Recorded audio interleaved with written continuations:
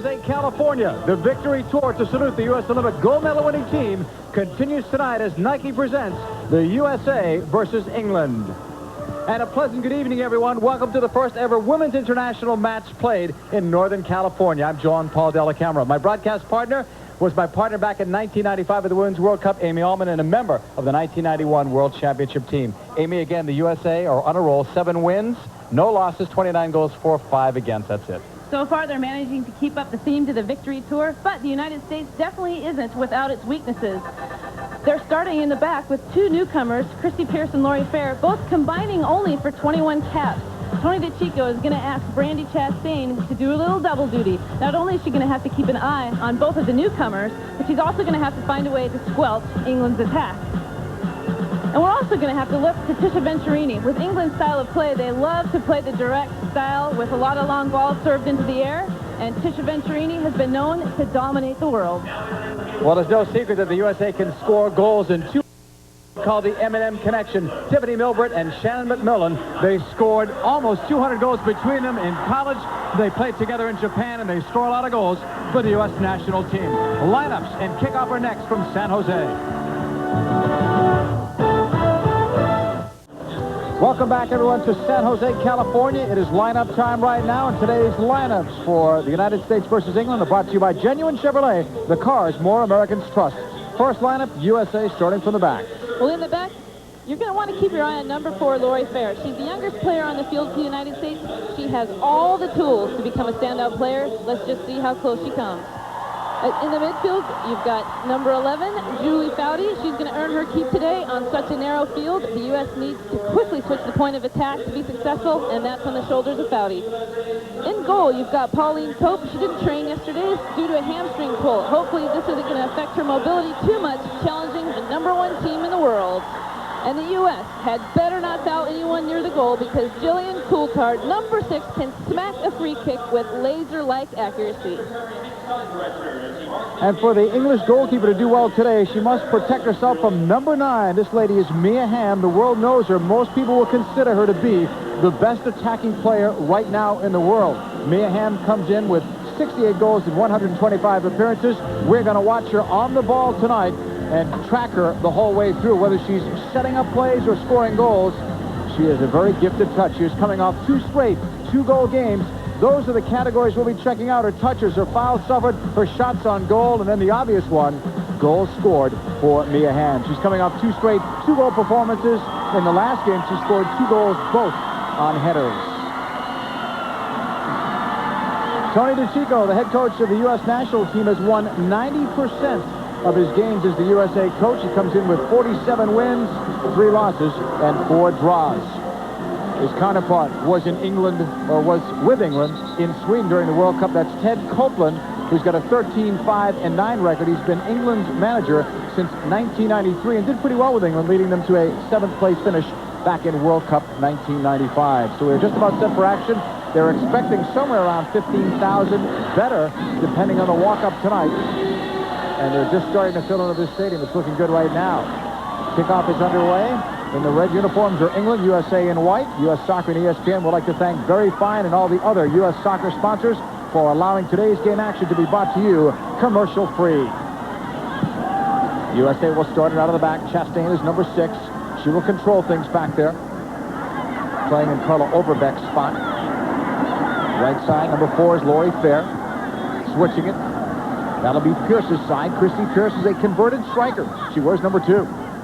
She's not the only converted striker in the back line. Actually, all 3 of them used to be stalwart forwards, and I bet you anything, anytime they get a chance to play a pickup game with the national team, they're always up in the front line.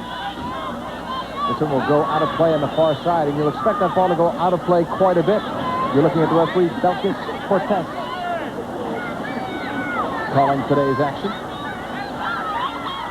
Along the far side, this is Mia Hamm, looking inside of the box, settled and crossed. Number 8, Shannon MacMillan, was going after it, but couldn't get to it in time. Played wide to the right side. Here's MacMillan, number 8. Defended by Bampton. Right across, it's missed by the keeper. But there was no U.S. forward close enough to smack it home. already in just the opening minutes of the game, you can see the United States is really trying hard to use the flank of the field more often. Obviously, England is supposedly the weaker team out here, and they're going to bunker a little bit and just jam everybody into the center of the field. Now, this is definitely well within Mia Hamm's range if she takes this kick. There are 3 players over the ball. Lily is strong from here as well with the left foot. We saw that in Sweden during the World Cup of '95, and Shannon MacMillan's there as well. Keep your eye on all the players on the 18 that are just going to start running full speed ahead right into the goal. Here it comes for Mia Hamm, and she'll chip it, but it will go up high and wide. Goal kick coming up for Pauline Cope. Mia Hamm just recently picked by People magazine as one of the 50 most beautiful people in the world, the only female athlete to get that honor. Back at the halfway line, settled by MacMillan, number 8, and it goes out of play. Last touch by Debbie Bampton, the captain of England, number 8. USA throw-in. We're in the 3rd minute. It's scoreless. That's Debbie Keller, 21, dropping it off. Tiffany Milbert, 16. Blocked by Kelly Smith, number 11 for England.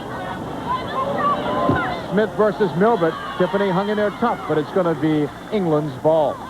Good job for Smith also to have the composure to not give up a corner kick so easily and just remain composed on the corner of the field until the U.S. takes a poke at it. 19-year-old Kelly Smith, one of many young players on this team. A couple of 17-year-olds on it as well, a 20-year-old. A lesser experienced side even than the USA, and the USA have some players with very little experience tonight. Played across. Karen Burke was 7. Stripped away. Pierce. Number 2 is Christy Pierce on the far side for Julie Foudy, number 11. She is the captain now with Carla Overbeck out. Throw-in coming up. We mentioned the ball will go out of play a lot. That's because this field is so narrow, somewhere around 65 yards wide. This is the home of the San Jose Clash of Major League Soccer. Mia Hamm, number 9. And that one is cleared away. She got hit on that sideline, but no foul call. Just a throw-in for the USA. Thrown into the box. Tiffany Milbert. Number 16 will send it across, and it's over the bar on the netting. Tiffany Milbert, one of the most improved players on this team, according to Tony DeCicco. She doesn't need a whole bunch of chances now to score like she used to. Yeah, she has really improved her game, and it's not so much she's not working any harder. Actually, I think she's working a lot less. She's just picking better times to run, better times to get open, and therefore she gets more quality chances. And we saw her, I guess, coming out party at the World Cup in 1995 in Sweden when Michelle Akers was hurt. That's where I think she developed the confidence as a striker, and maybe Tony DeCicco's confidence in her, too. This team plays with such lightning speed, too. It takes quite a long time for players to feel comfortable when they're first brought in on the national team. England will play it long. They were looking for number 9, Joanne Broadhurst. Taken away now by Brandy Chastain. She is from San Jose, so this is a homecoming for her. Tiffany Milbert chased down by Mary Phillip. And Pauline Cope will get it back for England. Tiffany Milbert will be going back to play in Japan for her 3rd year, 2nd year with Shannon MacMillan. 28-year-old Pauline Cope on the clearance. Bampton goes for it, so does Milbert, who got a piece. And this one will go out of play. USA ball on the throw-in. From the near sideline, MacMillan. 15 is Tisha Venturini. To the back for Chastain. Christy Pierce, 21 years of age, from Monmouth College, where she was also the point guard on the basketball team. No score, 6 minutes in. USA versus England, part of the victory tour to salute the Olympic gold medal winners. Quick restart on the foul called, and they'll bring it back. Obviously, it's a little windy here at Spartan Stadium. Very nice temperature. I'm sure the English team loved coming out here to visit for a little bit, but the wind will play a factor in this game because they love to play the long ball, and the balls don't sail quite as nice in the wind. 3rd time they're bringing this free kick back. Now it's done correctly, apparently. Foudy, number 11. To the right side. Lori Fair's pass blocked. Lori Fair was a regular in the under-20 team. She'd like to step it up here, and this is a good try for her. getting to play here versus England. Long Laurie Fair throw. Settled by MacMillan, then lost it. Cleared out of the box by England. They look for Broadhurst. Headed away by Chastain, who has become more of a vocal leader at the back because of Carla Overbeck's absence. Off that throw, Debbie Keller does well with it back to goal. This time she's wide. Milbrett plays it across, picked off. Cleared by Burke. Knocked away. Number 4 is Hope Powell over the halfway line for England. Giving it up, 6, Jillian Coulthard with a pass to Broadhurst. Looking, and Brian Ascari touches the ball for the first time. Not too difficult a play. I almost think that she's probably wishing she could make a save early on in the game just to kind of get the jitters out and just get used to hitting the ground maybe one time or having a nice clean catch. Well, Ascari hasn't really been tested. Only 1 shot against her in the last 2 games, and that was a rocket and a goal from South Korea. Pass inside from Hamm is cleared away. Christy Pierce. Back for Brandy Chastain, an assistant coach at the University of Santa Clara for women. Fair to MacMillan. When the USA is on, you'll see a lot of touches, a lot of ball possession, and they want to switch the attack as quickly and as often as they can tonight. And this is something the United States, has just evolved into their game. They used to rely on individual efforts all over the field, and now they've really learned to play a very nice possession game, keep the ball, and when they find the hole, they'll go really quickly.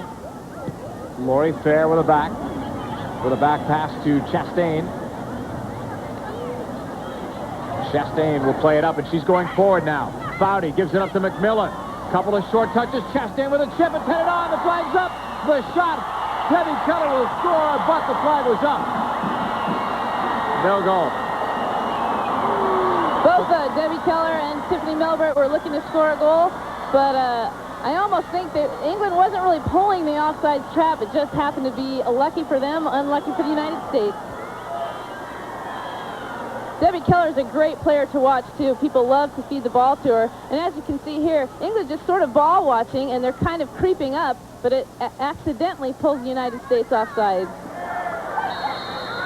But we'll finish it off anyway, just for good measure. Some good combination work, too, by the USA. We are back to live action in the now 10th minute. USA and England are scoreless. They've played each other 4 times in the past. Each team has won twice. Up to the halfway line. Intended for 21 Keller. Foudy lost it. Powell, number 4, gave it up to Broadhurst, who's a good goal scorer. She thought she was fouled, and she might have had a case. This one is played into space. There's not a white shirt in sight. Pauline Cope is there to give it up. Tony DeChico back on the job, went back home, missed the game due to his son's confirmation back in Wethersfield, Connecticut. But he'll finish off this victory tour. Hopeful of a couple of victories to finish it off undefeated, but he also wants to look at some other players and get some depth there. It's not just about winning. Here you see Tiffany and Debbie are trying to hold the line a little bit, and it actually may have flicked off one of the defenders, so close call. I think the referee knows this might be a one-sided game, so might as well give it to him.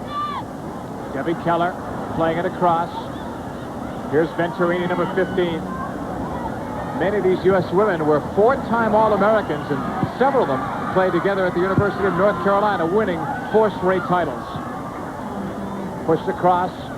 Milbrett straight ahead. Try to play it. May get it back. Cleared away. Taken away, number 11, Kelly Smith. Cleared back into space. And it's going right back to Pauline Cope. Roll in the middle, guys. 11th minute from Spartan Stadium. Still scoreless, the USA and England. And a foul is going to be called as Venturini gets nailed for it, knocking down Joanne Broadhurst. Broadhurst 5 goals in 19 appearances for England. Coulthard could take the free kick. Several bodies pushing forward now for England. Coulthard keeps it low. Smith is there. Cleared all the way back towards the halfway line. Number 3 is Becky Easton. Trying to switch the point of attack. That's closer to Brianna Story than anyone else. Chastain, number 6. All the way across to Lori Fair. USA playing as they have many times in the past with 3 at the back. Keller. Keller's broken up. Foudy is broken up as well. 2 players not getting as involved in this game as we might have thought earlier. Mia Hamm and Christine Lillard. You have to think almost that England may have discussed that fact, and I'm watching, and Mia's got a body next to her, 100% of the time, so it's going to be really hard for her to get the ball. But I still think for the first 20 minutes, Tony's going to have them use the flank of the field as much as they can, spread the field out as wide as they can, and use the space. Foudy will give it up. Here's Milbrett. Around the defender. The cross. And it stopped right at the near post by Cope. Keller was there. I am not even sure I need to look at that replay. I have seen Tiffany Milbrett do that so many times coaching against her at the University of Washington that it's almost as if she can do it in her sleep. She passes it with the outside of her foot, and defender gets caught off guard a little bit because for a second it takes you a while to figure out which way you go. Do you go get the ball? Do you go get the player? And Milbrett has that deceptive speed. Turn around and she's gone. Yeah, on a 120-yard sprint, she may not be the fastest player, but boy, those first 3 steps can sure catch you off guard. Chastain will give it up left side. Christy Pierce from Point Pleasant, New Jersey. Picked off by England. They look up for Hope Powell. Nice on the dribble from Chastain. Nice dribble, but probably not the smartest move, and you have Lori Fair wide open with tons of turf in front of her. But Brandi Chastain, former forward, a little bit of a glory seeker. A yellow card's coming out. Debbie Keller was just fouled. And you must return to the scene of the crime. That's Becky Easton.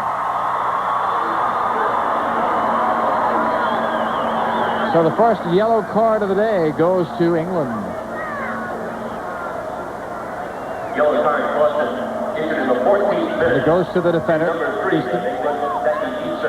Free kick coming up for the USA in the 15th minute. It is scoreless. The USA and England, part of the victory tour. This is far enough away where I think they're just going to try to dump that ball over the initial line. Which MacMillan just about did. Venturini was there. That's the person you want in the air, especially with Michelle Akers out with her, can you believe this, 11th surgery. I didn't know she had that many knees. I didn't know she had that many surgeries until I read it in the notes, but she is recovering. Expected to play later this summer, not in the U.S. Cup. Brandi normally has a really long throw, but because she hardly has any room to get a few steps of momentum, it'll be interesting to see how far this goes. Long throw in, cleared away by Mary Phillip, but it will result in another corner for the USA. Mia Hamm will take it. As you said again with Michelle Akers out, they used to have one play hit Michelle Akers, another hit Tisha Venturini. Now I bet you it plays A, B, and C or hit Tisha Venturini. Here it comes. The header by Foudy that time is over the bar. But that's what they want, those kinds of setups.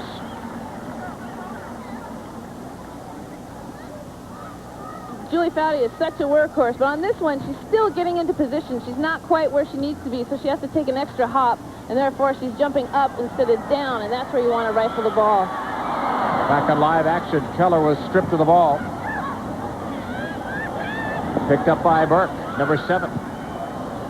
Karen Burke's pass is too far. That goes out of play, intended for Kelly Smith.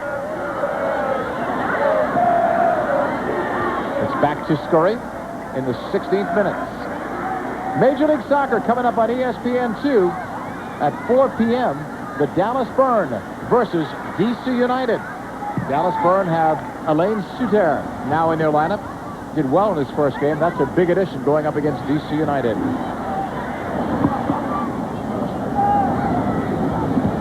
Far side, USA in control of the ball. Back for Chastain. Ball possession will usually favor the USA. They go long up the middle. They were looking for Milbrett. They really changed the point of attack that time. Yeah, and all 3 of the defenders for England had their hands up for offsides, but that clearly wasn't. So if that would have been a little bit more well-placed ball, they would have been off and running. Pauline Cope, the 5'9" goalkeeper, clears it. Again, it goes out of play, and you'll hear that phrase quite a bit tonight because of that narrow field, the width of it. Very short by international standards. Mia Hamm, an update on the ball. 14 touches already. Only one shot on goal, though.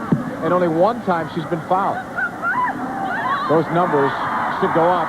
The larger they are, the more trouble for England. At least according to the book. Foudy to Fair, number 4. Her twin sisters on the roster. We may see sisters playing in a USA lineup for the first time together. Maybe. Number 6 is Coulthard, very aggressive. Puts it into space. Broadhurst didn't go with her. And Laurie Fair will clear it.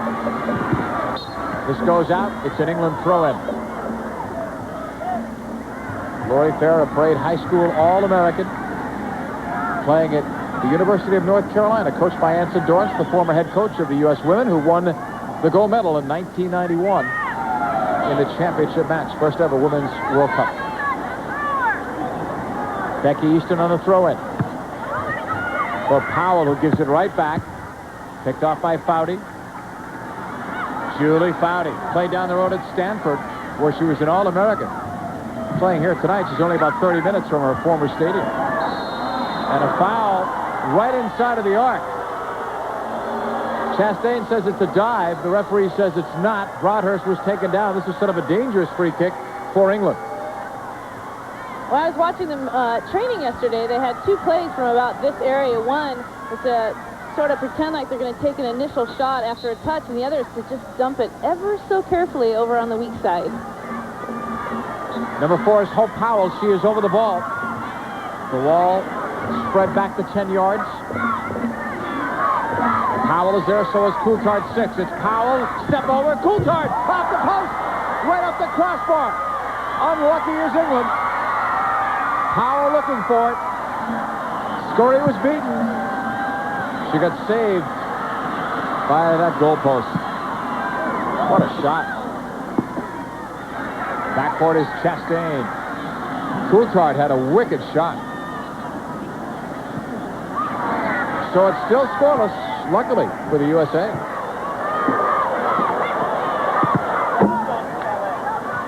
Who would have thought that the first dangerous chance would come from England? If you watch the wall, watch the 2 players duck. And the players can't see where the ball is going, so they just jump up, and it leaves a little bit of a gate. Hole. Yeah, that's the word I was looking for. One of those will work. It's going to be England's ball with Pauline Cope. What's the goalkeeper thinking about in terms of the wall when we look at it again? Well, normally they want to set the wall up to the right in front of the ball, but this one, the ball is right in the center of the goal, so the goalkeeper doesn't know which side to take.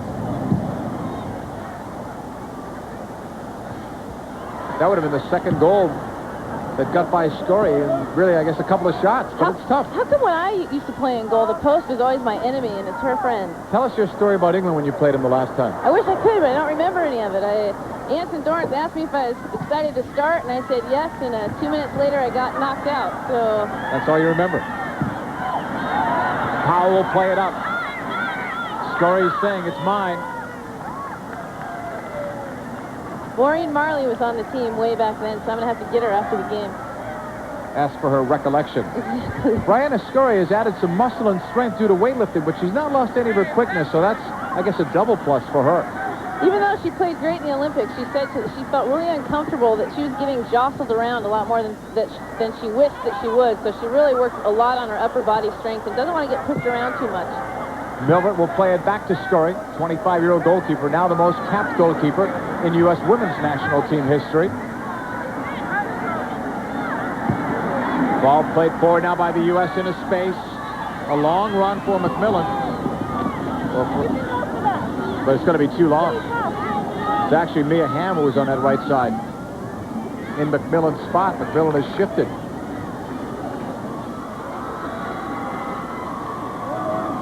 Throw-in coming up for Becky Easton. For Smith, number 11. Hamm is in there, and that one smacked Mia Hamm hard.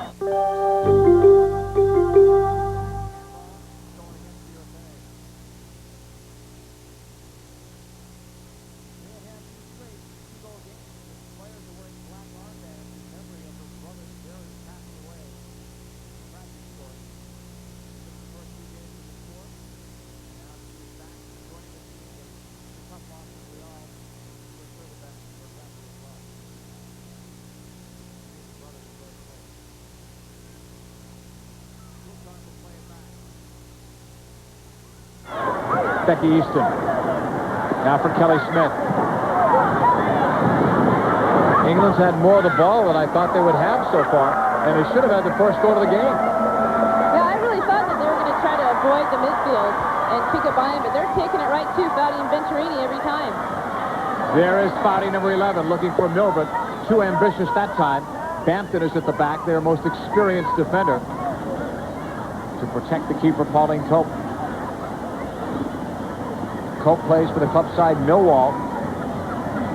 League soccer for women is actually pretty big.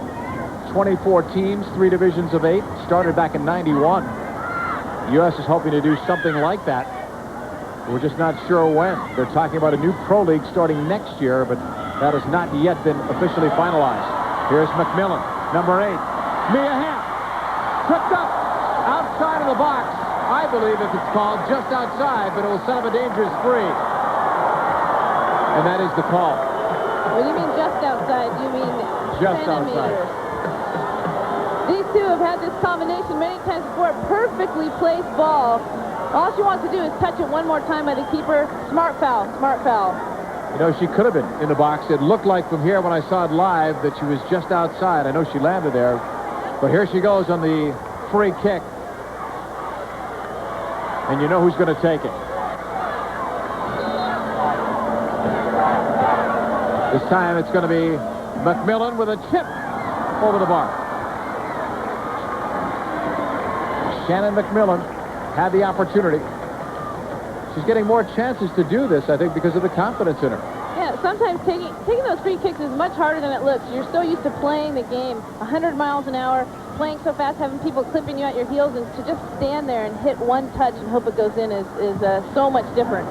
And I think they want to be more diversified as well. You expect Mia Hamm to take a lot of those. Now MacMillan is. Akers used to.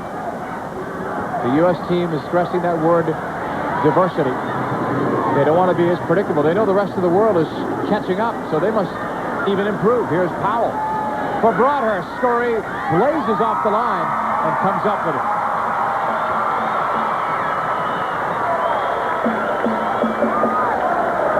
A lot of goalkeepers, after standing around not having too much action, will come out there a little bit late, and that makes an easy save into something much more difficult. You talk to goalkeepers, whether it's soccer or hockey, they'll tell you they'd like to have more shots rather than almost no shots. Oh, it is so difficult to keep your head in the game when you only get a few, per half. And I really think that Brianna, that's one of the things that she's improved on, is just her game sense and decision making. And the only way you get that, by playing. This one is up the wing for Milbert, but it went out of play. Tony DeChico, head coach since 1994, the third coach in U.S. women's national team history in terms of full-time. Mike Ryan the first, Anson Dorrance the second, and then Tony, who used to be an assistant on this team. And a foul on England, on Powell. Chastain was pushing forward. Not too much of a dangerous foul, pretty safe foul. She got all ball, but it was from behind. Back live, Christine Lilly, a threat with the left foot. Inside the box, it's skimmed by a couple of players and out of play. Goal kick coming up. Christine Lilly, one of those 4-time All-Americans at the University of North Carolina. Even played some indoor soccer with the Washington Warthogs of the Continental Indoor Soccer League, where she was coached by Karen Gabert's husband, Jim, who used to play on the U.S. national team. All the way back to Cope. 27th minute. The longer this game stays scoreless, the better it is, obviously, for England, who come in as underdogs.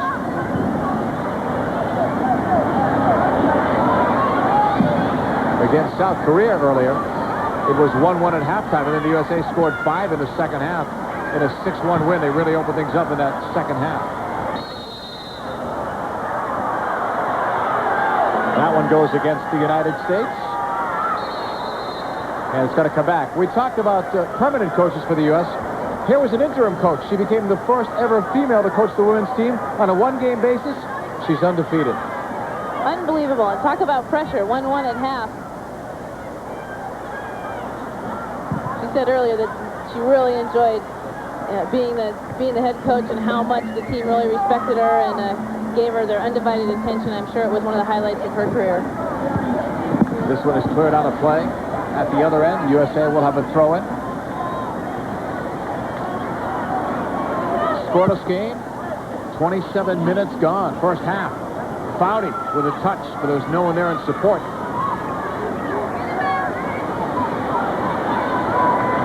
The USA haven't been able to get many combinations going. Is that more of a tribute to England, or is the USA a bit off their game so far? Maybe a little bit of both. England's really come out hard. They're playing very smart. If they know they can't win the ball, they'll just play it long. If they think they can possess it, I mean, the clock is ticking and it's still scoreless, and I think that's their game plan. But on the other hand, you really haven't seen them the United States get into the rhythm as much as they would like to. MacMillan dummied over it for Foudy. 16 is Milbert. Nice job in the sideline.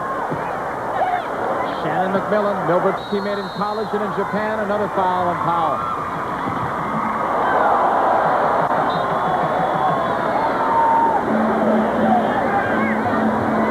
Note-taking for Lauren Gregg. Always busy. If we can get a closer look, we might have a good scouting report. And then they'll probably say no more cameras at the sideline if we got... Oh, we're taking a chance. She's always in charge of giving the scouting reports for their next opponent, for doing a lot of the pregame talk for what the United States needs to get done or what the other team's strengths and weaknesses are. Chastain will give it up. Far side to Pierce. USA attacking. Play through to Milbert. The shot.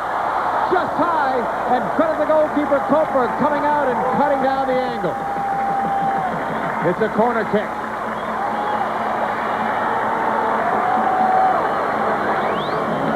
It was a great save by the goalkeeper, but you got to give Mia Hamm a lot of credit because she gets in there, and every England player wants to make sure that she's not open.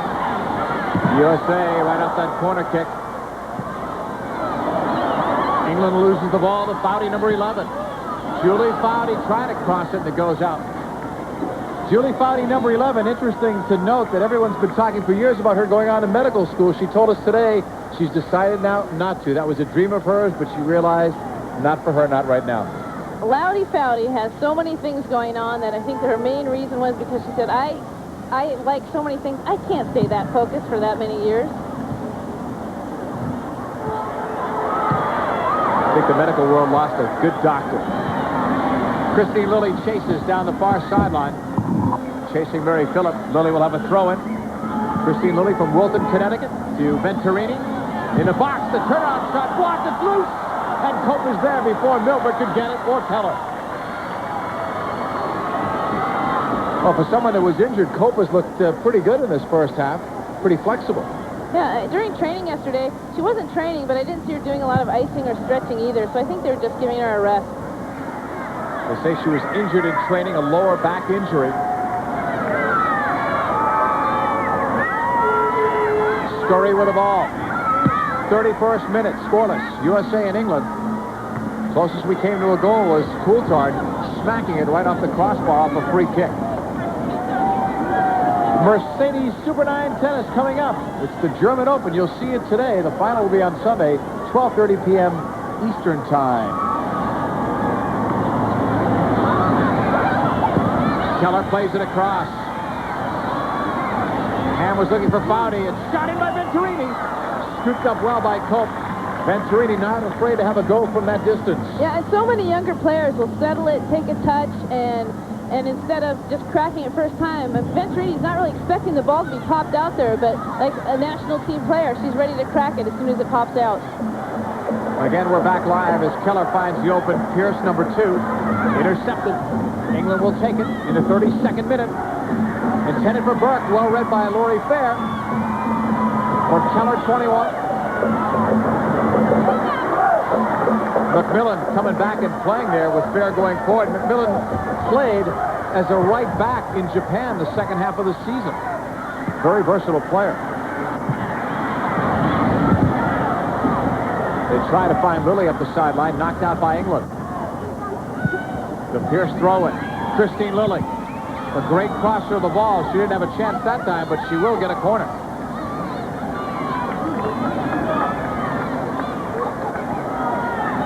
This time they play it short. Milbrett's there with her. Playing it cross, headed straight out. Took a bad deflection for England, and another one off Hamm. Mia Hamm looking for it. And this one goes out for another U.S. corner. They've got the edge certainly in the corner kicks and the shots, but nothing yet on the board. This is their fourth corner. Hamm keeps it low. It's loose. Keller and Lilly. And now Cope. And that's unusual with a ball on the ground that long in the box. Normally, someone pounces on that and scores for the U.S. Nice, low-driven in-swinger. Those in-swingers are so hard to defend. And as Mia cracks it in there, there's two people that it possibly could have gotten to, and just a melee in the 6-yard box. Goalkeeper's hopping around, and luckily it pops out where she can see it. Probably hard to score like that with so many bodies there as well, and not expecting that kind of a bounce. It was crowded. Everyone's playing right now in the center. This field is narrow to begin with. USA wants to open it up. Going wide. Nice spin move by Mia Hamm. Back for Lilly. Tackled away. Nice job by Mary Phillip. Lilly wins it back for Pierce. Foudy's number 11. For a short time, it looked like everyone was just playing close to the middle of that field. Coulthard plays it. Nobody there. Lori Fair lets it go out. It's the USA's ball. Play it out there. Brandy Chastain, 28-year-old defender. Leading scorer on the Australian tour and their most consistent player. Throw in for Sion Williams, number 10 on the far side. England nothing, USA nothing. We're in the 35th minute. It's a great crowd, too, on hand. We don't have an official count yet. They're expecting over 14, depending on the walkout. We've got a player down. Play is continuing. MacMillan is hurt. And it's smartly turned away by Lori Fair. And we might have another card, or no, just a verbal warning for the referee. Well, Tony DeChico had a good view of that right on the sideline. Yeah, I'm sure when we look at the replay, we'll see that Shannon MacMillan got hit pretty hard. She's a player that doesn't like to stay down on the field and roll around much unless she's definitely hurt.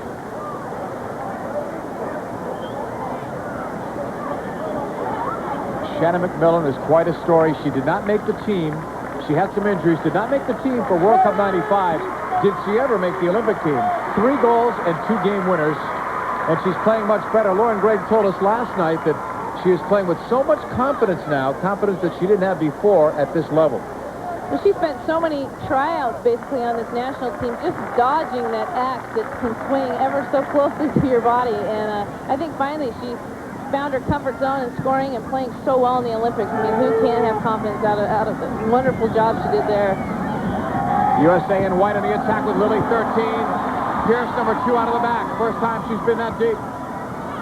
Christine Pierce on the cut. That's blocked. Lilly coming back for it. Lilly still fighting. Mia Hamm was over there as well. Pierce defending. Cleared out by Pauline Cope. Well over the halfway line. Chastain with an awkward touch, but she recovers. Into space, look at this ball for MacMillan. The shot, she scores! MacMillan!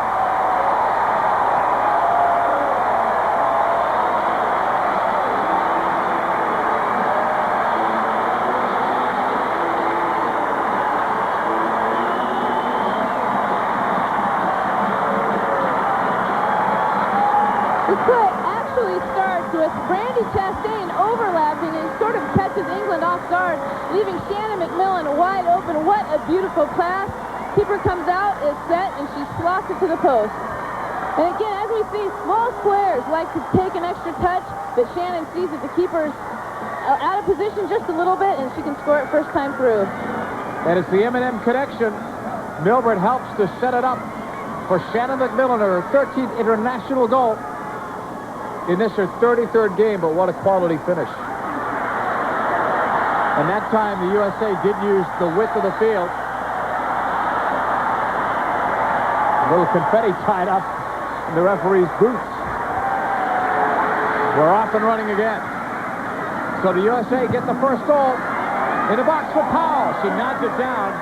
Look who's defending. It's MacMillan. Intended for Milbert. It goes out.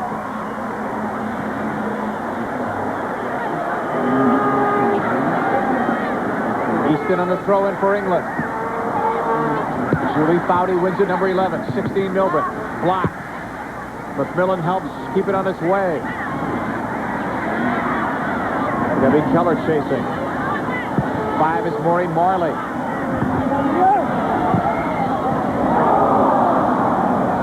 England back with it. Broadhurst, number 9. Burke, 7. We're in the now 39th minute of this first half. USA leads 1-0.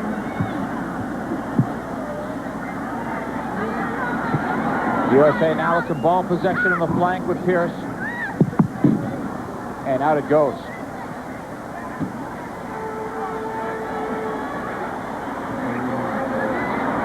Just a classic example of Shannon MacMillan taking it to goal at speed.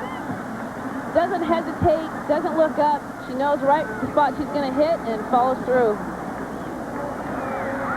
On our Budweiser scoring summary, they've credited the goal to MacMillan and the assist to Foudy. Played across by Chastain. Yeah, exactly what Tony DeCicco wanted to do. Wanted Foudy to switch the point of attack quick. Wanted them to maybe congest one space for a few seconds and open up one, and when it's open, spring it as fast as you can. Ball is played up to the right side. Lily kept it on its way, and it's picked up. England trying to take it over. Now it comes back the other way. Bampton, look out there. Cope with some clever footwork around Milbert, and now she's stuck. But the ball goes out. It'll be a USA throw-in. Looking for some momentum here before the end of the half. Foudy. Julie Foudy holding. Number 11. Back to 16, Milbert. Picked off. England back on the attack, trailing by a goal in the 40th minute. What a run back by MacMillan. And they've got a foul on her. What tracking, and that's by a goal scorer. Coaches love to see that. That's definitely one of the first-class qualities that this national team has is their defenders aren't just the 3 in the back and the goalkeeper. They have 11 players on the field, and they all have learned how to defend. Off that foul, it's a free kick for Debbie Bampton.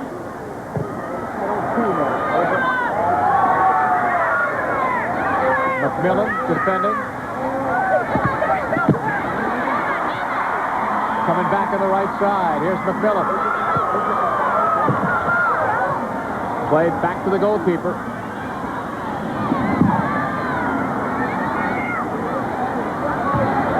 The aerial battle won by Laurie Fair. That's one of her strengths. Milbert 16, and it's cleared out of play. There is Carla Overbeck, the captain of the U.S. national team. Julie Foudy's the temporary captain while Carla is out of the lineup. We talked with her prior to the game. We'll play that for you coming up at halftime, so please stick around for that, and she'll tell you why she's not playing. Too bad Carla never has any fun. Oh, yeah. Corner kick coming up. Played across. Loose. Still loose.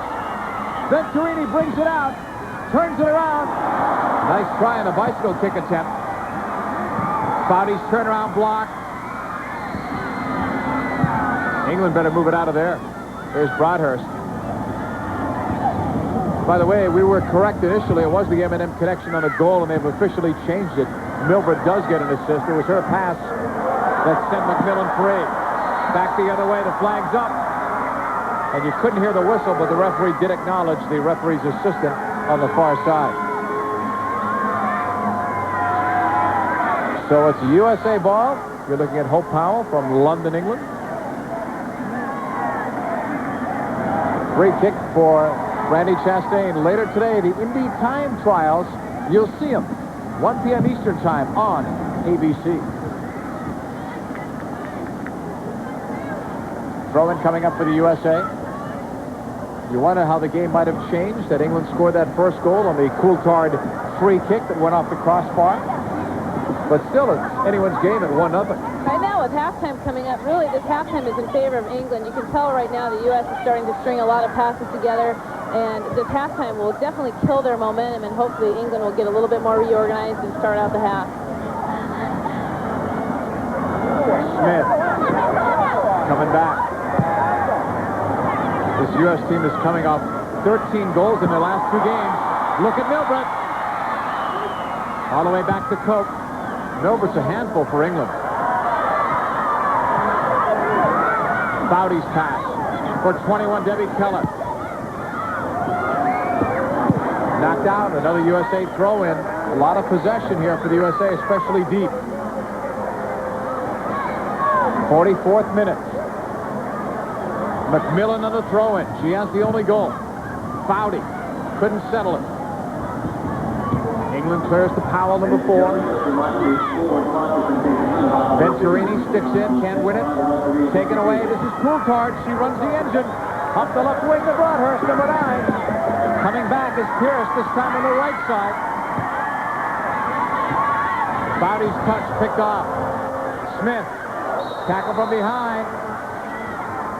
Shannon MacMillan very aggressive there defensively.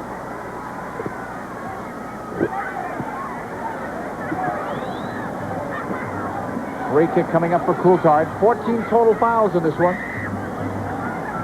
The 1 yellow card to Becky Easton. Scurry getting set for this long-distance free kick. Coulthard looking. Cleared out by the USA. Becky Easton right back. A couple of players looked offside. No call, no flags. Cleared by the USA off England. It's a USA throw-in.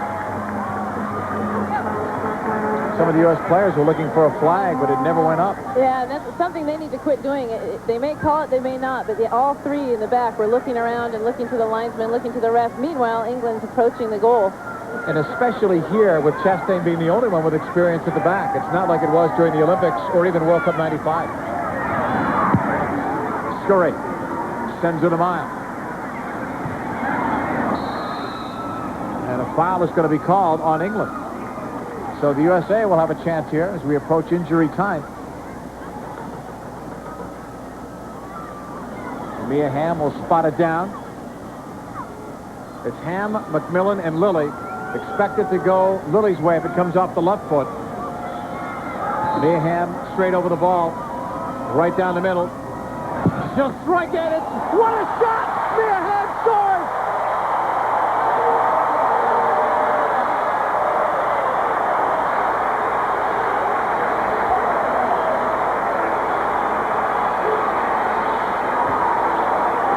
We have seen that before.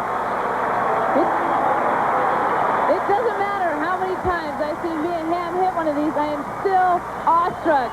Driven ball, keeper doesn't see it until it passes the wall. Kind of a knuckler, and it's bending up into the top half of the net. Deflected off one of the players, but still too much power behind that ball to really change the direction of it much. Mia Hamm, goal number 69. And she has scored in 3 straight. That's it. We're at halftime. Mia Hamm has electrified this great crowd in San Jose with that direct free kick goal, giving the USA some distance over England. USA 2, England nothing at halftime.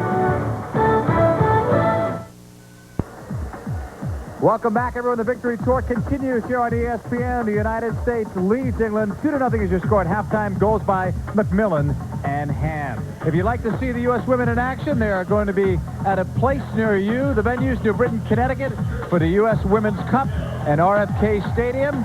The television schedule ESPN2, the USA versus Canada, and then USA versus Italy. The match will be on ESPN. For ticket information, dial 1-800-US-WOMEN. When we come back, we'll look at highlights. Welcome back, everyone, to Spartan Stadium in San Jose, California. The victory tour continues here on ESPN. And after 45 minutes, the United States leads England by a score of 2-0. We welcome you back to San Jose. She is Amy Allman. I'm John Paul Della Camera. This game started off kind of awkwardly. And in fact, Amy, if Coulthard had scored the first goal off that free kick, we might be looking at a USA deficit. Well, actually, the United States does dodge the first bullet. Jillian Coulthard, and this is her work of art, which she just pings the post. Brianna Scurry is going to thank her post later on after the game. But later on, finally, Tiffany Milbritt is the one that's going to bring Shannon MacMillan forward for the first goal of the match in England versus USA. And she doesn't stop her stride. She's done this so many times before. Just kicks it through, first-time ball. And one more time, the celebration for the United States national team, which is always fun to watch. And once again, we have Mia Hamm with one of her specialties, a laser-driven free kick deflects off the wall, and Cope couldn't quite cope with that one.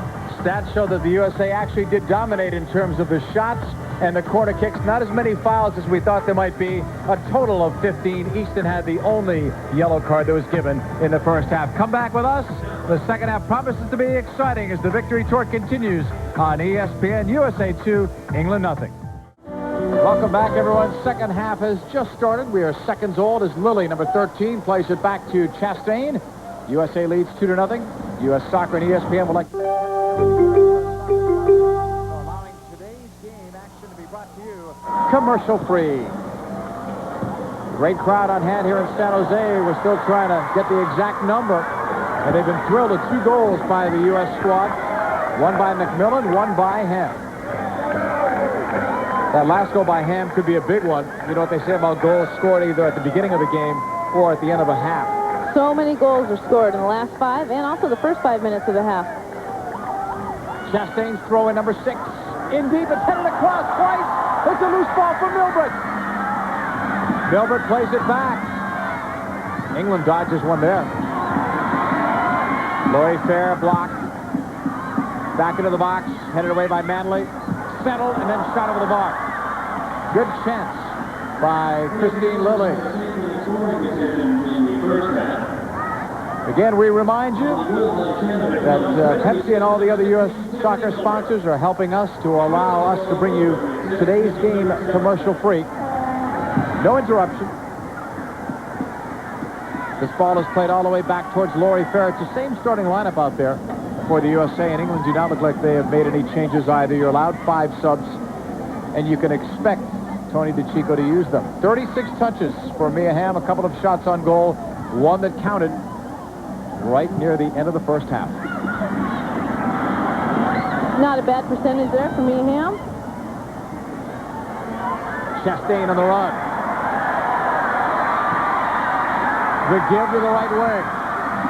USA in the attack, played across. Pope had it, lost it, and recovered it.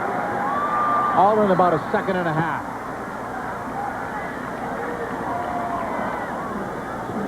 Once again, another great asset of Brandi Chastain in the back, is she has the ability to attack. She can send long balls on a dime, or she can send one here. What I'm surprised in this one is that if Tiffany Milbritt would have ran a little bit quicker and not slowed her run, I think she would have got some part of her body on the ball.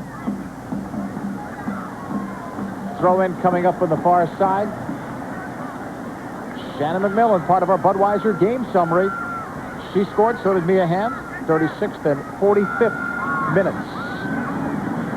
So the goals are about 9 minutes apart.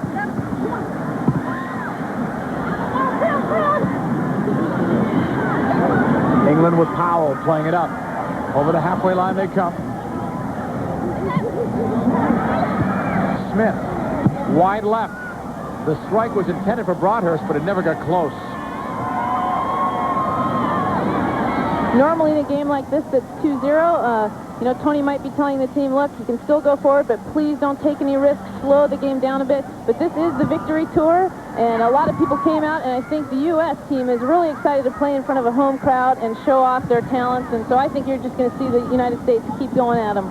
Tony has used the allotted 5 subs in every one of these matches so far. He's trying to see what else he has on this team, find some depth, make the squad deeper if he can at all positions.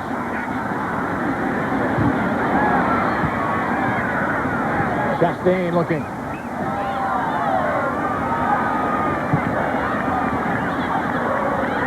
Intended for Keller. Keller's being held all the way. Back for Milbert. Milbert in his face. This is Mia. Right across, knocked out for a corner. When Mia Hamm gets that deep, though, she can do almost anything.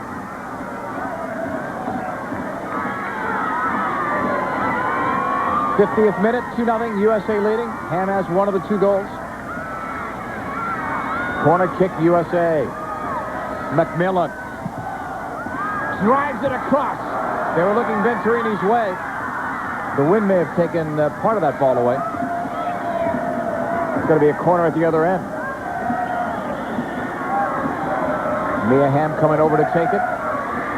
4-time All-American, 4 titles, and the youngest player to ever play for the U.S. team internationally, male or female, at age 15. Played across. It's a loose ball in the box. Quick shot, MacMillan, and that's blocked. USA thinking attack now with a 2-0 lead. Pretty comfortable. MacMillan sends it in over the shoulder. Keller. Keller is blocked. Burke at the back.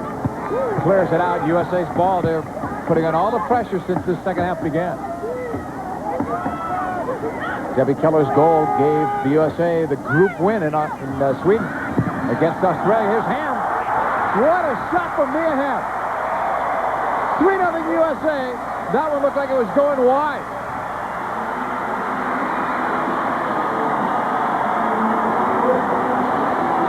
Three straight 2-goal games for Mia.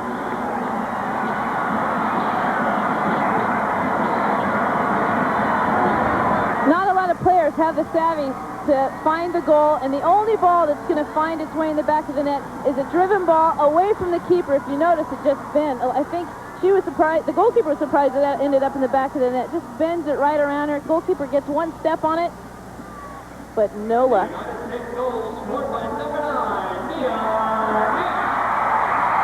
Second goal of the game, 70th of her career.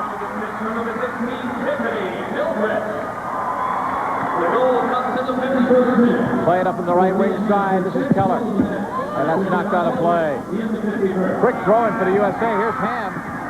Plays it across, or tries to. It was knocked out. Apparently she lost it. So there's a goal kick coming up. 70 big ones for Mia Hamm. Michelle Akers is the all-time leader with 92. We're going to see a switch. Cindy Parlow is going to come in soon. When the USA goes to the bench, in many cases, they don't lose a lot. In a space for Powell. And Story's there. And she pushed back at Powell because she was hit first.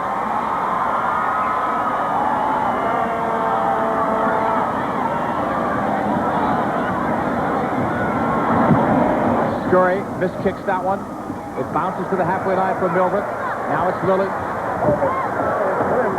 Debbie Keller, number 21, and it's lost. And that might have been Debbie's last touch. Harlow is supposed to be coming in for it. And now they're getting Debbie's attention. And like I say, you're not losing much. Debbie Keller has scored goals at the international level. So has Cindy Parlow. She scored 8 goals last year. Second, tied for second on the team, yet she was 12th in minutes played, so she made the most out of her minutes. People are predicting big things, too, from Cindy Parlow, who's also good in the air and a very strong player. Yeah, both Parlow and Keller have the one strength up front that they can hold onto the ball for a little bit longer. They're real strong, can take a few extra touches to maybe free MacMillan, a Milbert, or a Mia Hamm. Christine Lilly tried for Milbert. Handball on Mary Phillip. Quick restart. Was it ever? Milbert. Tackle away. Should be a corner. Yes, it is. I believe that'll be the 9th corner for the USA. They had the big edge in the first half. Milbert. Across. Comes out of the box. Lori Fair calls it. Sends it back in. Lori Fair won it in the air. A loose ball.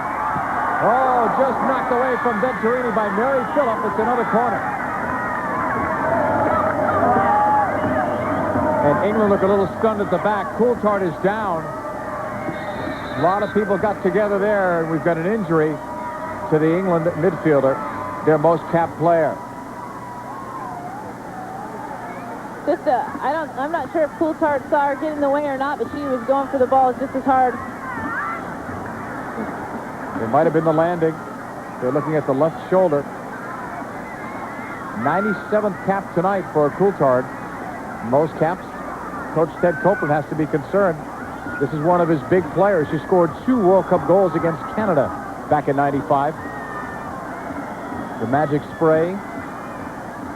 Well, Mia Hamm with a couple of goals tonight to continue her streak. 3 straight games, 2 goals. She's the leading scorer on this team. I really thought her last goal, I thought the ball was going to go wide. It was quite a bend. Right now, you can't really even see the ball, and all of a sudden it appears and doesn't go wide, but bends inside. And that wasn't a happy accident. That was done on purpose, and a lot of people wish they had the skill to do with whatever they wanted to with the ball. Can you imagine? We said before she played for her national team at age 15. I remember that because I was on the team then, and we all had to drive her around. She didn't have her license yet.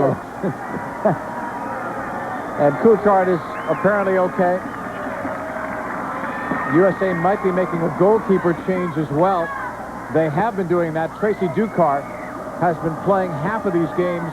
Story starts, and then Dukar comes in. She's warming up. Off the ninth, corner kick for the USA. Milbert couldn't get around on it. USA controls it. Chastain in the box. And this one's knocked away. USA will still have possession deep. Chastain, though, will have a throw-in deep, not a corner kick. Our Budweiser scoring summary. 2 goals from Mia Hamm tonight. She may not be done. This one will be a corner. Double figures now in corner kicks for the U.S. squad. Dukar will be replacing Scurry when they can get the referee's attention. Corner kick in the 57th minute, USA. They were looking for Chastain. Lori Fair pushing up. And this has not got to play. Well, they keep trying to get the referee's attention for the goalkeeper switch. Flicked on into the box, and Cope is there. There is Tracy Dukar. You may not know the name. You do if you follow the national team, because before she was married, her name was Tracy Noonan, and she played at the University of North Carolina. A few great goalkeepers have played there. And I'm sure a few more will as well. Over the ball, Sion Williams, number 10 for England. England has had very little possession here in the second half. Here's Kelly Smith, number 11. And they're both hanging on to jerseys. It's going against Lori Fair.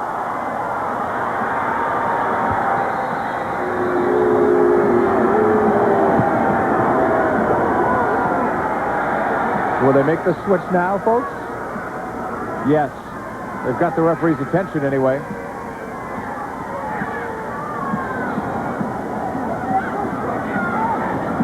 She's looking, but she's not allowing it. Maybe she's going to wait. They've got the wall set up. Now she's going to allow it. Scurry will go, replaced by Tracy Dukar. What can you tell us about the difference in the 2 goalkeepers, Jamie? I haven't seen Dukar play too often on the international level, but Brianna Scurry is very, very composed, very calm, cool, collected, which is great to have and to keep your back, not too hyper and excited. Dukar organizes early, very technical player. She can do it all. This is great experience for her, playing almost half the game. Loose ball in the box, still loose. England couldn't find it. Lily knocks it away, number 13. And Lily has it tackled away. I was wondering about Tony DeCicco's timing of his substitution there, because that's one thing. You want the keeper to go in and maybe make a few touches before you have to face a free kick. But fortunately for the United States, that didn't turn out to be such a bad deal. Lily has it taken away by Williams. Powell with a knock to Broadhurst, number 9. Joanne Broadhurst blocked. Pierce, could she keep it in? No. The referee's assistant making that call on the near touchline.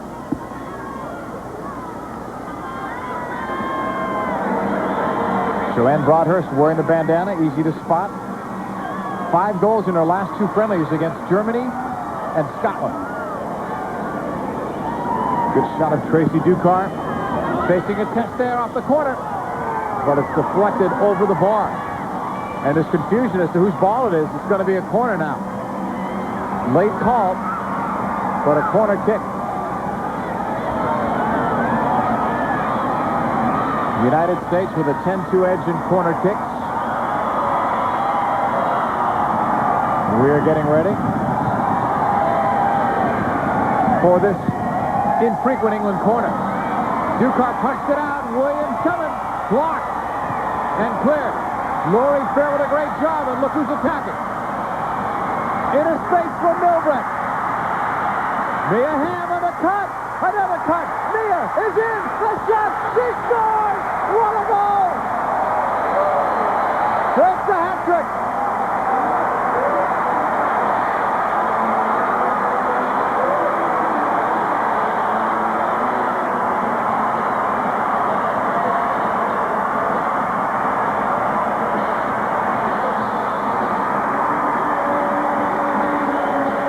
That was defense to offense in about 3 seconds. The play starts with a play from Ducar punching it out. Laurie Fair smart enough to plant forward quick, and this team is just like when Michael Jordan takes it to the net. They don't slow down. They go full speed ahead. Mia cuts it back once, cuts it back twice, places it in with her left foot. Beautiful goal. There is no way to defend that.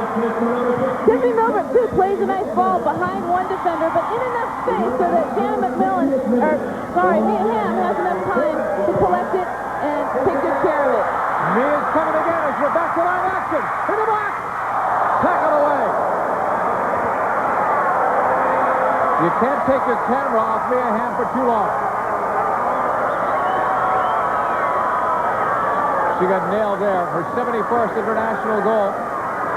She's got the hat trick. She might smile before the end of the game, but she's having too much fun right now.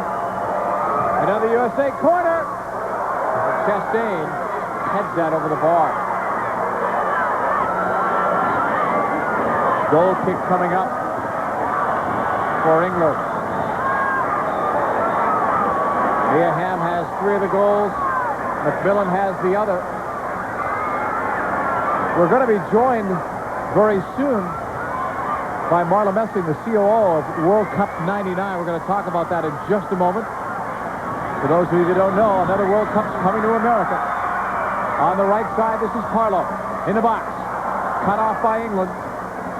They're feeling the pressure now. And it took a while for the USA to open things up. A lot of people didn't think this would be a close game. It was at halftime, but the Mia Hamm goal brought some daylight between the two. And now there's no stopping Hamm in the USA. 63rd minute. A 4-0 lead. USA over England. Milbrett. Harlow is coming in. And look out. The goalkeeper, Pauline Pope, went down.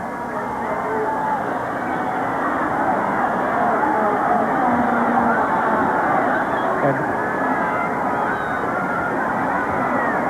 goalkeeper may have got kicked, but definitely wasn't on purpose. I think Parlow was trying to go for the ball, tried to jump. A little bit of a mistake on the goalkeeper's part as she didn't really drive her hands to the ball and kind of took the long way around. With a keeper down, now's a good time to bring in our guest, the COO of Women's World Cup 1999, Marla Messing. Marla, give us a bit of an update, or at least a background for those that didn't know that this big event was coming to America. Well, we've been laying the groundwork for a lot of what's going to happen. Once again, I'm almost wondering if that's the injured part. I mean, she has a hurt back, so maybe she's re-injured the back that was already hurt. The place in her back, which is her lower back. Our Budweiser scoring summary shows Hamm in the first half, her first of 3. MacMillan had the first goal. And then 2 more in the second, 51st, and later in the 60th minute.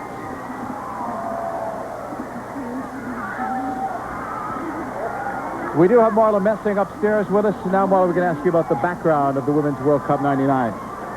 Well, as I was saying, we've been laying the groundwork for a lot of what you're going to see in 1999. We've started the venue selection process and started creating our event logo and talking to potential corporate sponsors, which, as you know, they'll be very important to our efforts in 99, and working with licensees and ticket plans and things like that. One of the big decisions was going from the regional concept in smaller stadiums to bigger stadiums, and now you're going throughout the United States. Tell us about that. That's right. Well, as you know, the World Cup is the pinnacle event in competitive soccer, whether it's the men's or the women's, and it deserves to be played in major markets and major stadiums.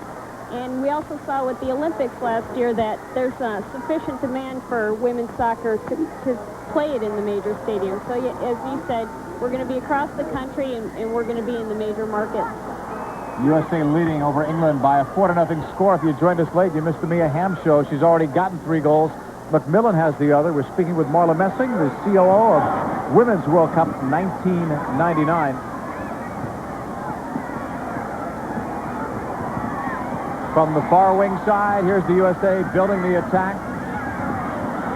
Given up in the middle. Kept in on this near sideline. Now it's Pierce, number 2. Chastain. Some 17,000 fans are watching this game, Marla. One would think that bodes well for San Jose as a possible site. I think it does. This is a great market for soccer, both men's and women's, and there's some great facilities up here and some people with a lot of experience putting on soccer games. You're seeing a show tonight. The U.S. women are putting one on. Pass in the right corner. Now inside, they look for Milbert. And it's covered up by the goalkeeper, Pauline Cope. And she has had a tough second half. She's probably seen all she wants to of Mia Hamm.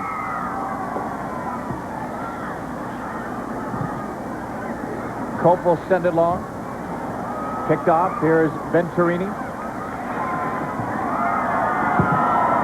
Sent long the other way. England back for it. A missed kick by Williams. Here's Lilly. Milbert with a couple of assists in the night. Blows through the defense. Milbert's pass blocked, and Cope will stop it from going out for a corner, and then a push on Carlo. Marlo, obviously the winning of the gold medal has done something to help you in your efforts to bring the World Cup here. Oh, absolutely. I think it's really raised the consciousness of women's soccer, and it's certainly thrown the spotlight on the U.S. women's national team, and obviously both of those things will contribute to our efforts. This one is going wide of Ducar, so it'll be a U.S. goal kick coming up. Is the largest crowd on the U.S. women's national team victory. We're in the 67th minute. Look out, this stuff kicks. It's called MLS ESPN Shootout. You get up to 90 extra soccer matches that you otherwise wouldn't see in your area for only $69 for the season. Call your cable operator or DirecTV to subscribe. 4-0 USA over England. 3 by Mia Hamm in the 68th minute. That's where we're at right now. Marla Messing from World Cup 99 is our guest. Rodhurst commits that foul. Mia Hamm on the ball for this next free kick. She can score from anywhere. That's for sure. She'll give it up for Lilly. Lilly being forced back. It's coming all the way back near the halfway line. Laurie Fair. Picked off. England coming back on the charge. Kelly Smith. Good speed. But Fair catches up. So does Shannon MacMillan. And finally a foul on the U.S. squad. Free kick coming up. Mia Hamm is going to be leaving. And Tammy Pierman will replace her. Wait till you hear the ovation when number 9 comes off. See if they allow it. This is all for Mia Hamm as she leaves. What a performance.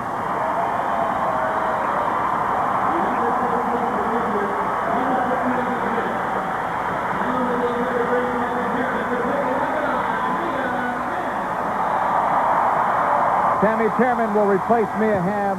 There is really no replacing Mia Hamm. This ball goes out at the U.S. goal kick. We'll ask Marla One more question about developing stars. How do you do that now? Obviously, Mia Hamm is a household name in many places. How do you make her more of a household name, and how do you sell the other people that will be coming here and playing in World Cup '99? Well, I think what Nike's done with this victory tour is outstanding. They've basically taken the sport and the team into a number of communities, and that's how you're going to develop stars. ESPN televising the game, putting these girls in front of the camera, that's how you're going to develop stars. Now, one of the things we're thinking of doing in order to get the stars from around the world known to the American public is we're thinking of having a World All-Star game in the 6 months preceding the 1999 Cup, and that way we can introduce the best players from Norway and China and Brazil to the American public and create more interest in the games that will not feature the U.S. team. I wish you luck. Thank you for joining us. It's only a couple of years away. Thank you very much. Marla Messing, the COO of Women's World Cup 1999, our guest here in the second half. In the 70th minute, USA 4, England nothing. If you're wondering about that last play, it was offside anyway. Another substitution.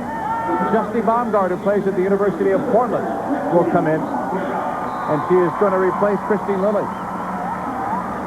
Oh, I'm sorry, Venturini. I saw Lilly walking out towards the sideline. So Venturini leaves. Here's Milbert. Tiffany's in the box. Played it across. Oh, is that a handball? I thought Mary Phillip got to it with a hand. Milbert's had a great night tonight. Couple of assists for her. Tiffany Milbert's looking for Tammy Pierman, but just in the nick of time, England gets in the way, gets nicked, but definitely not a handball. Back on live action. Easton.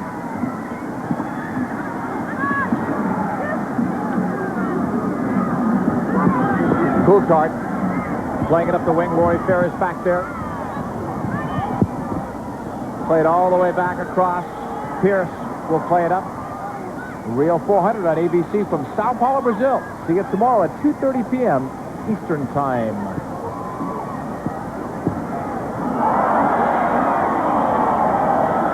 Chastain on it. I didn't look when I saw the fans, many of them standing when Mia Hamm left. I wanted to see if maybe the English players weren't applauding. I would be if I just got burnt for 3 goals and say, get her off. Chastain. Intended for Pierman. Harlow has a go, and that's blocked. They've experimented with Pierman as a defender, and now we're hearing they may try her more in the midfield or as a forward. That's where she used to play at George Mason, up front. Here's MacMillan. Shannon MacMillan in the box. They don't close her. Now they do. Played out, a big shot, blocked. Baumgart has that good left foot. That's just about her range, too. Coulthard clears it, picked off. Milbert, down the wing. Milbert looking to cross it. Here's a shot. And it's caught by Cope. Lilly was walking in. I thought that ball was out. Tiffany takes one extra touch to get by. No. Didn't go all the way over the line. Goalkeeper does a great job on her angle play.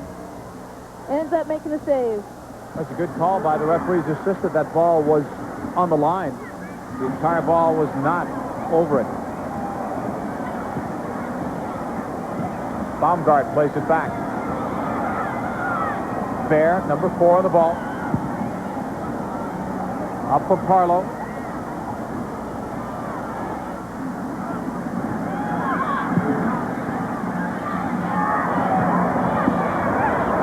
USA with ball possession. Foudy number 11.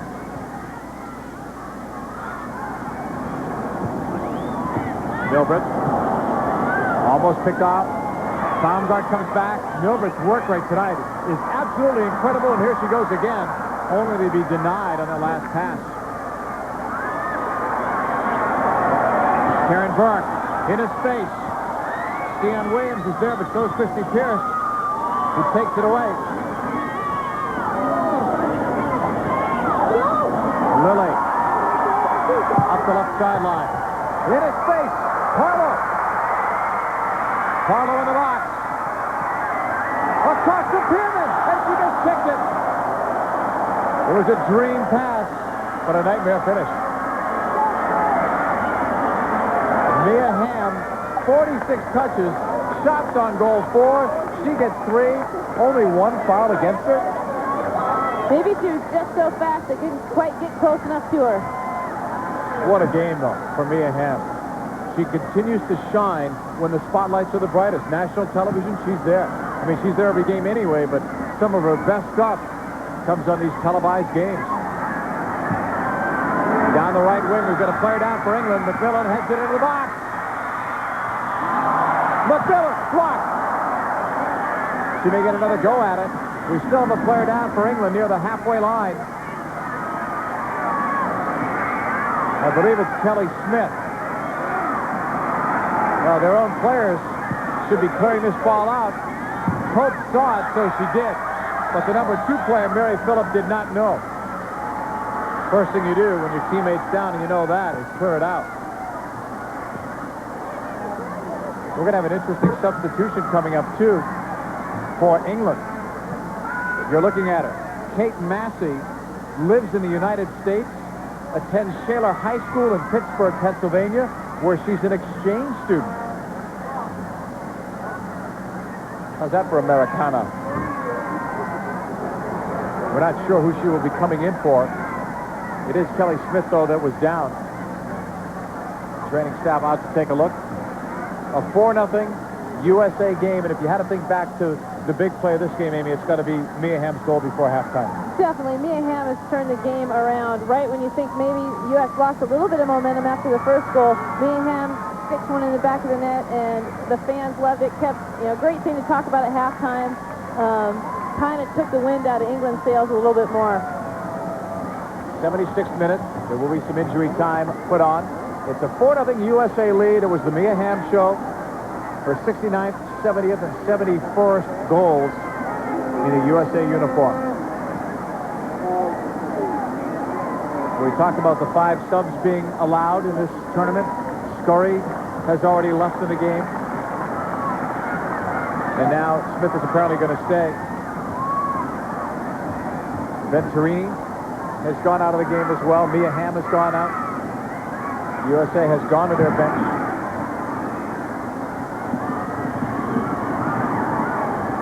Here's Parlow. Baumgart plays it back. And out of play it goes. The throw-in coming up for England. Sion Williams.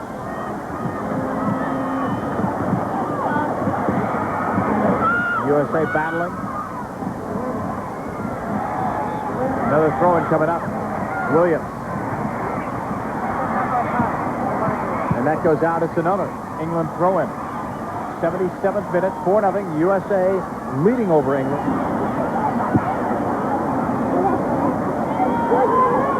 USA's ball on the throw-in from Pierce. This was the Milbert play that we thought was out of bounds there, and it was not. But was there a handball inside? There's some shenanigans going on inside the 6-yard box. It happened so quick I didn't see it live, but that's good camera work. There was indeed a handball. Unseen until just now. 4-0, but the USA is in complete control. They have made, if I'm correct, 4 substitutions. You're allowed the 5. And Tony DeCicco has used all of his subs on this victory tour. It's all USA in terms of the shots, the corners, all the numbers in their favor. One of Tony's goals on this victory tour is to already begin making a roster and filing down names and adding names and finding out what team is going to be the team to win the gold medal again in '99. So it's great that he's able to put all these other players in. Long shot is going to be blocked by Chastain. It's interesting to note that only the USA gets an automatic berth as the automatic qualifier. The defending champs Norway, unlike the men, must earn it. And there will be 16 teams playing in '99 compared to the 12 in the previous 2. So they're opening it up a bit. That's easier. A substitution, if they allow it, the number 10 player will lead, Sion Williams. And you're looking at the exchange student, Kate Massey, from Shaler High School, just outside of Pittsburgh, Pennsylvania.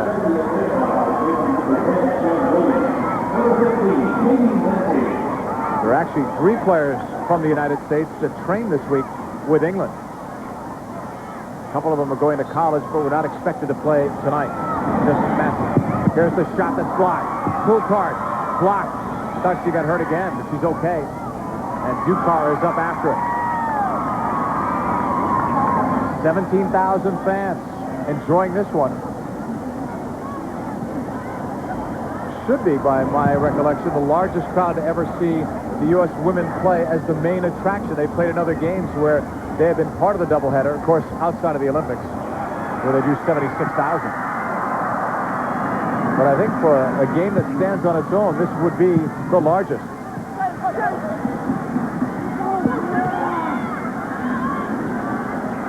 On the far sideline, England will play it up the middle. It doesn't get there. Here's Foudy.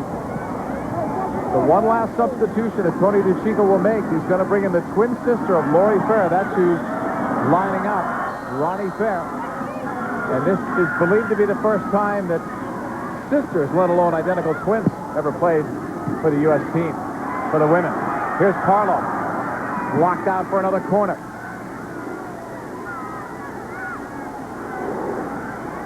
The USA have dominated here in the second half.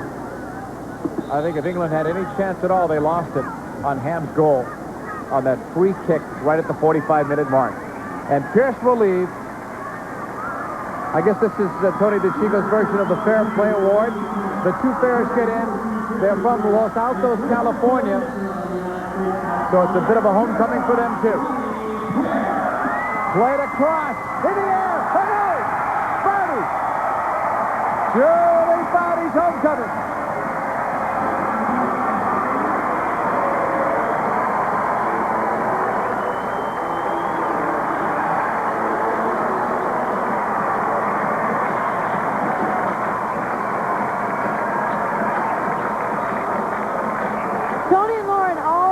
About framing the goal and making the goal seem a little bit bigger than it is. And that's what happens here when Julie Foudy kind of stands just on the outside of the goal. So if the shot's not right on, Foudy can finish it off.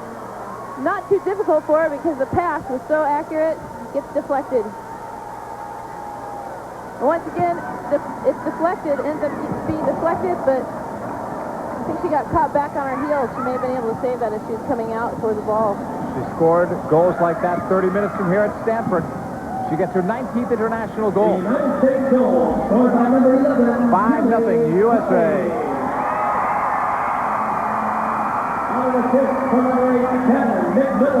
Harlow on the far side. Give MacMillan an assist on that goal.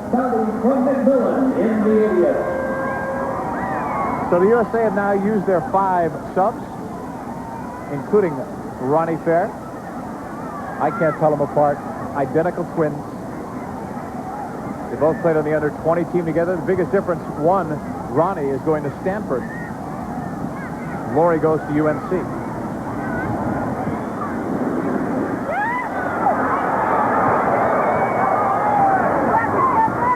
Burke for England, number 7. 9 is Broadhurst, giving it back to Burke. Karen Burke across. Poked away by Lori Fair. Foudy in his space, number 11. He's going to play her down for the USA on the far side of the field. Foudy chases. Pope came out late. Knocked it out for a corner.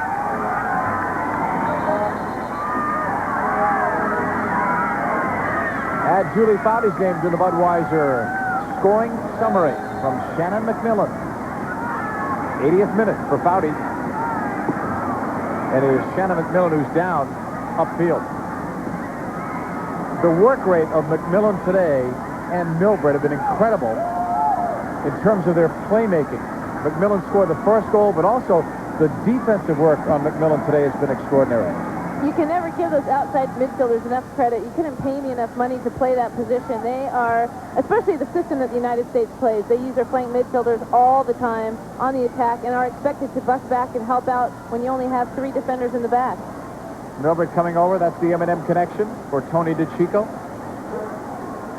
What a satisfying game, though, for Tony. They're calling it the victory tour. It's going to be one heck of a victory. Maybe we can listen to it. Well, they can't replace her with a sub because they've used their 5, but they may just take her out if she lets them. And she is in some pain right now. Very tough player. She's had many injuries throughout her career. England are warming up a couple of subs right now as we speak in the 84th minute. And MacMillan gets a nice hand as she goes to the bench. The USA might finish with 10 players. And that's not bad in terms of training or experimenting right now. It's not what you want, but you'll take it. Playing it cross, headed down by Foudy, it's loose, and Pierman put it over the bar. Foudy almost gets her second straight in the air. That almost looked like it was over the line, too. Foudy is great at timing her runs and getting her head on the ball. And she times this run. She knows where it's going, just pops out behind the defense and uses the old body block because it wasn't right at her head. That's a tough shot for Tammy Pierman. She knows she miskicked the first one, but not much she could do there, and they're working on Shannon MacMillan down below. Tony would love to find a spot on this team for Tammy Pierman. She's probably one of the fastest players ever to set foot on a soccer field, but right now she does lack a little bit in the skill and technique aspects of things. Speed is a great thing. You can make up a lot for speed, but you still need to be pretty savvy on the ball.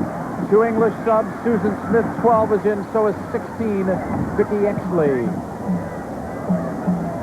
England also using this tour to get some players involved. Broadhurst has left, and Kelly Smith has also left for England. Back deep, Bampton. This goes out of play. It's a USA throw-in. They continue to play with the 10 players, with MacMillan out. This tour concludes Sunday in Portland, Oregon. Homecoming for several of these players. Fair coming in. The tip, just missing both the goal and Parlow. Parlow's a great target in the air. Impressive serve by Lori Fair, too. She is so composed beyond her years. She looks up, she sees Parlow, she tries to bend the ball into her path, but it's just a little out of reach. Parlow at 5'11", the tallest target out there right now for the U.S. and actually for both sides. Talk about how composed Lori Fair is. On the field, she's very composed. Off the field, she's just like a little kid. She's always, can I show you a card trick? I thought you used to be like that, right? Don't tell anyone.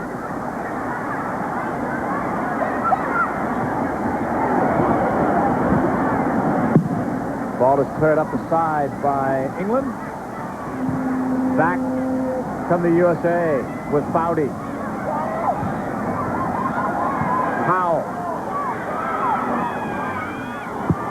And this one is bending right to Ducar.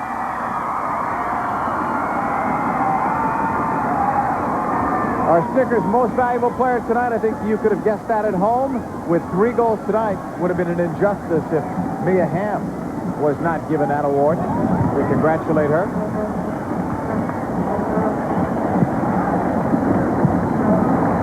'88th minute, plus some injury time. And it was a lot tougher to pick an MVP for England, but Gillian Coulthard was the one. 3 shots on goal tonight. And again, you go back to the one that hit the crossbar. If she scores there, a 1-0 lead, you never know. You can't tell by this score because the USA have really dominated, but who knows at that point. The USA not as used to playing close games as other teams are, and especially lately.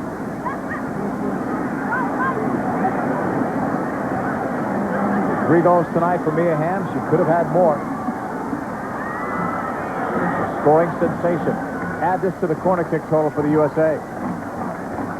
This is more, I think, what people thought the final score was going to be, Amy. I think people didn't expect it to be close. USA teased them for a while, but then blew the doors open. Justy Bumgart, they want that left foot here for the in-swinger. And they get all of that. It's loose, but a foul.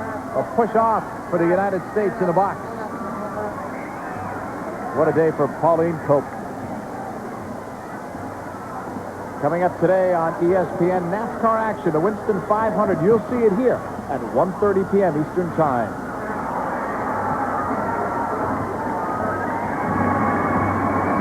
In the air, Coulthard won it. We're in the 89th minute. 5-0. USA over England in this victory tour presented by Nike. 5th stop of 6. The flag was up and the whistle sounded, but no one heard it. This is the only venue in the tour that seats better than 5,500 seats. They've sold out the last 2. They won't sell out this stadium because it seats about 30,000, but 17,000 is an unbelievable crowd. I'm sure more than they would have hoped for when this was planned months ago. Just goes to show you how much the sport has grown and what a great soccer community Northern California is on the whole. They constantly are putting out some of the best soccer players across the country. We told you at the top, the first international match played in Northern California. They played one in Southern Cal, but this is the first one here, and I dare say, not the last. Throw-in coming up for the U.S. squad. They were treating and still are treating Shannon MacMillan. So they finished off with 10 players. And the way they played in the second half, they might have won it with a 10. Especially with the 2-goal lead that they had earlier. That might have been enough. Lifted into the box. They were looking for Parlow. All the way back. Chastain lost it to Byrne. Chastain wins it, though, with a great second effort. To Tammy Pierman. Second all-time leading goal scorer, George Mason. Milner with a great flick to Foudy.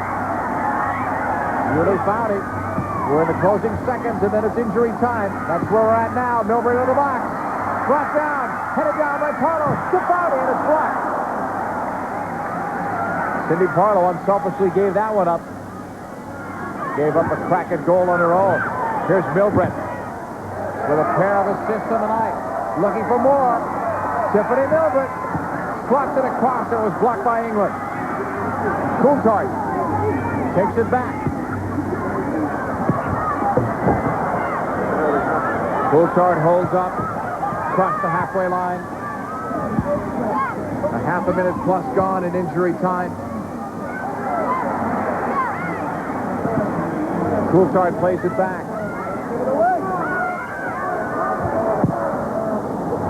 Into the box. Ducar sees it. And it almost hopped over. She would have had a nice run back. Yeah, even though the United States is winning 5-0, Ducar's had to come up with quite a few saves that none of them are very easy. Even the offsides call, they still didn't score when they tried to finish it up. Look at this ball for Chastain from Parlow. Brandy's in the box.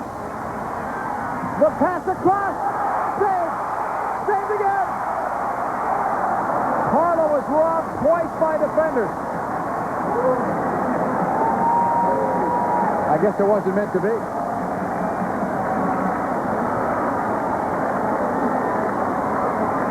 It's 5-0, but the defenders of England are saying you're not going to get another one. Take that, and take that. Well, Cindy Parlow hasn't played many minutes tonight, but she looks very good. Opportunities aplenty for her. Pauline Cope clears it. Chastain for number 11, Foudy. Baumgart upended. Play continues. Baumgart just went right back up, went on to business. Milbrett settles. Another good ball. Foudy just had it stripped. Baumgart again with that left foot for Lily. Also good with the left. This time with the right. She tried to play it through. Would have been a great ball for Baumgart. Didn't miss by much.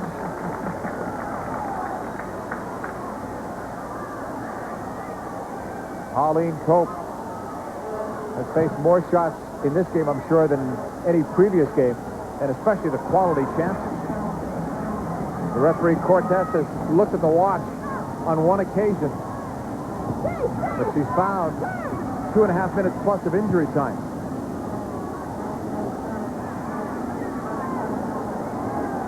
Lori Fair looking, 18 shots against Pauline Cope. 5 of them have gotten by. But of those 18, a majority were what you'd call dangerous opportunities for the USA. The U.S. team averaged 20 shots a game during the Olympics. Tony DeCicco said he wanted more goals for those number of shots. And he's getting them now. Cope will clear it. Chastain with a header. Manley brings it down. Lori Fair holding, looking for Milbrett, who has run at full speed for 90 minutes plus now. 3.5 minutes of injury time, and Cortez again looks at the watch. Chastain. Baumgart. Want to move that one. She still has another year to go, too, at the University of Portland. Throw-in coming up for England. Approaching 4 minutes of injury time. Baumgart. Lilly. Back for Foudy. I know we've had a couple of injuries, but I'm a little bit amazed at 4 minutes. I'm not sure there were quite that many. I'm not sure there was half that many. More television time. Chastain up the wing, that's denied. Taken by number 12, Susan Smith. That goes out of play. Play it on the far wing. There's the cross. Ducar's right there. Everything Ducar's done has been very crisp, very clean. Doesn't bobble anything. Justy Baumgart to Julie Foudy. The player's got to be wondering here how much more is going to go on. Can you say 5 minutes of injury time? We can in about 4 seconds. Tony, is your watch working? Here's Julie. Julie Foudy plays it up. Cindy Parlow. To the right side. Pyramid. Got the shot off. It went out. It's a goal kick coming up, and we are beyond 5 minutes of injury time. Once again, you do get to see the speed of Tammy Pyramid, and like I said, you can't. That's one thing you can't coach a lot of. If you're fast, that's a gift that you have. We saw that speed on the game-winning goal versus Norway in U.S. Cup 95. Here it is. Finally, it's over. 5.5 plus minutes of injury time. The USA wins 5-0. 17,000 saw it. Mia Hamm gets the hat trick. We'll be back to wrap it up from San Jose.